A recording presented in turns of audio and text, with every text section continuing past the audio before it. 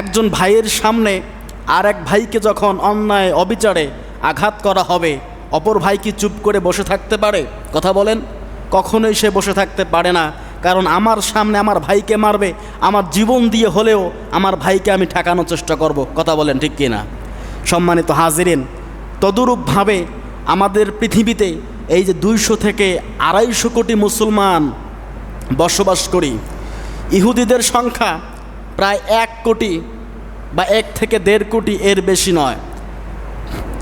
চিন্তা করে দেখেন, কোথায় 200 থেকে 250 কোটি মুসলমান আর কোথায় মাত্র 1 থেকে 1.5 কোটি ইহুদি। তারা আজকে আমাদেরকে এমনভাবে মায়ের মারছে, আর তামাম বিশ্বের মুসলমানরা আমরা চুপ করে বসে আছি। এটা কি ভাইয়ের সাথে ভাইয়ের সম্পর্ক হলো? এটা হলো না। ফিলিস্তিনে মায়ের খাচ্ছে মুসলমান, ওরা শিশু বাচ্চাদেরকেও ছাড় দিচ্ছে না। বাবার হাতে সন্তানের লাশ,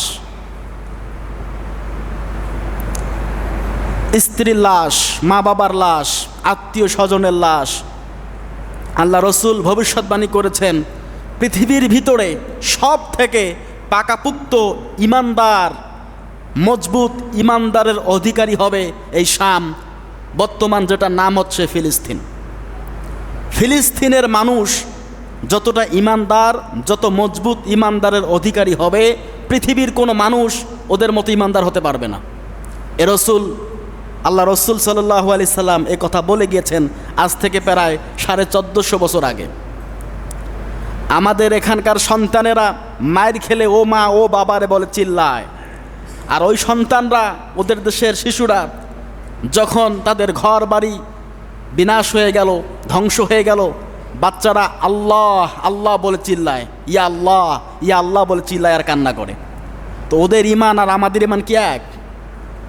ফিলিস্তিনের নাগরিকরা সাক্ষ্য দিচ্ছে, আমরা তামাম পৃথিবীর ভিতরে কোনো রাষ্ট্র থেকেও যদি সাহায্য না পাই, আমরা এতটুকু আশা করেছিলাম আরব কান্ট্রি, আরব দেশ অন্তত পক্ষে আমাদের পাশে দাঁড়াবে, কিন্তু না, তারাও আমাদের জন্য কিছুই করলো না।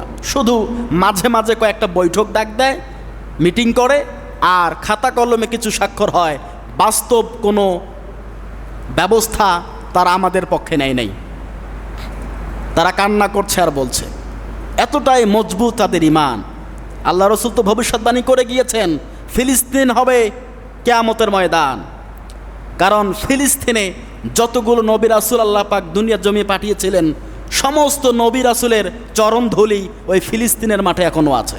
ঠিক কিনা বলেন?